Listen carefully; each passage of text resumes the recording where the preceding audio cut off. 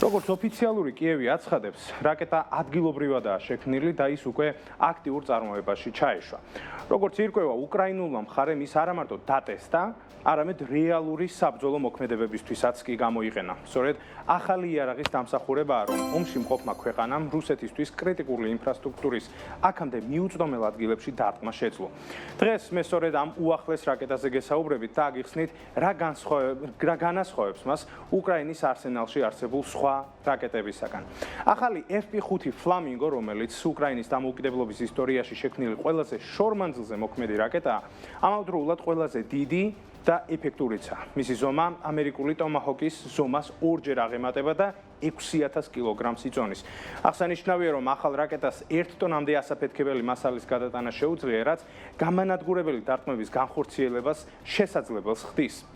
რაკეტას გრძელი ფიქსირებული ფრთები აქვს, რაც შორმანძილზე გადაადგილებისას სტაბილურობის შენარჩუნებას უწყობს ხელს, თუმცა მანევრირებისთვის ნაკლებ სივრცეს ტოვებს. FP5 Flamingo-ს ტანი ნახშირბადოვანი ბოჭკოს ფურცლებითაა შეკრული, რაც რაკეტას მეტად მსუბუქს და მოქნილს ხდის. ის ალუმინზე 40%-ით მსუბუქია და ფოლადზე 5-ჯერ უფრო ძლიერია.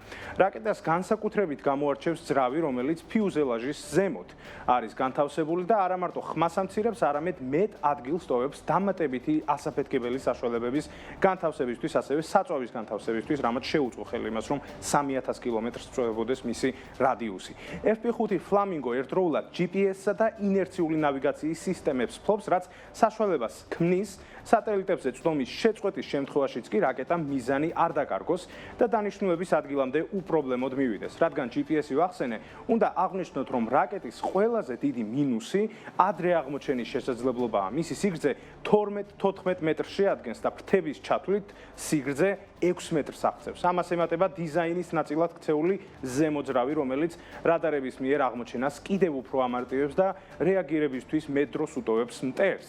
რაც შეეხება სიჩქარეს, მწარმოებელი კომპანიის განცხადებით, FP5 Flamingo-ს სიჩქარე 900 კმ/სთ-ია, რაც შეეხება დაფარვის არეალს, როგორც აღნიშნე, მას შეუძლია რუსეთის სიღრმეში დარტყმების 3000 კილომეტრის რადიუსში განხორციელება. ცხადია, უმნიშვნელოვანესი საკითხია სიზუსტე, რამხრივაც უკრაინულ რაკეტას თქვათ საუკეთესო შედეგი არ აქვს, თუმცა მასშტაბური ობიექტის დაზიანებისთვის არავითარ პრობლემას არ ქმნის. მწარმოებლის თქმით, FP5 Flamingo-ს დარტყმის სიზუსტე 20-40 მეტრის რადიუსშია. მის დახასიათებაზე საუბრის მიწურულს კი უნდა ვახსენოთ ფასიც, რაც ცხადია განსაკუთრებით მნიშვნელოვანია. ადგილობრივი წარმოების დამსახურებით ერთი Flamingo-ს დამზადება 500,000-დან 1 მილიონ დოლარამდე ჯდება, რაც შეეხება განსხვავებას სხვა ჩვენთვის ცნობილი რაკეტებისაგან, მაგალითისთვის ბრიტანული ფრანგული Storm Shadow-ს, იგივე Scalp-ის სიჩქარე დაახლოებით იდენტურია და საშუალოდ 950 კმ/სთ ავითარებს. წონა 4-ჯერ ნაკლებია, 4.5-ჯერ ნაკლებია, ზომა კი 2-ჯერ პატარაა. ცხადია, ვსაუბრობ Storm Shadow-ზე. მართალია, მას 450 კილოგრამის ქობინის აზიდვა შეუძლია, თუმცა მოქმედების რადიუსი მხოლოდ 250 კმ-ს შეადგენს, რაც 10-ჯერ ჩამორჩება ახალი უკრაინული Flamingo-ს მანძილს. უკრაინული რაკეტა ხარჯის თვალსაზრისითაც უპირატეს პოზიციაშია, რადგან Storm Shadow-ს დამზადების ფასი 2.5-ჯერ აღემატება FP5-ის ფასს და 2.5 მილიონს შეადგენს. დოლარზეაც საუბარი. ცხადია, Storm Shadow-ს ძირითადი უპირატესობა გაცილებით დიდი სიზუსტე და ნაკლები შემჩნევადობა. იდენტური უპირატესობას ფლობს ამერიკული ატაკამსიც, რომელიც სამიზნეს 300 კმ-ის რადიუსში ანადგურებს. ზომით ის უკრაინულ Flamingo-ზე 3-ჯერ პატარაა, წონა კი 4-ჯერ ნაკლებია. რაც შეეხება ფასს, ერთი ერთეულის ღირებულება FP5-ზე 700,000-ით მეტია და 1,700,000 შეადგენს. მოკლედ რომ შევაჯამოთ, არსებული ვითარება უკრაინამ გრძელვადიანი ომის წარმოების პროცესში არა მარტო უძლიერესი და ყველაზე გამოცდილი ევროპული არმიის ჩამოსაყალიბებლად გამოიყენა, არამედ ისწავლა, რომ მოკავშირეების იმედად ყოფნა ყოველთვის ყველაზე გამართლებული გზა არ არის და უმჯობესია საკუთარი შეიარაღება განავითარო.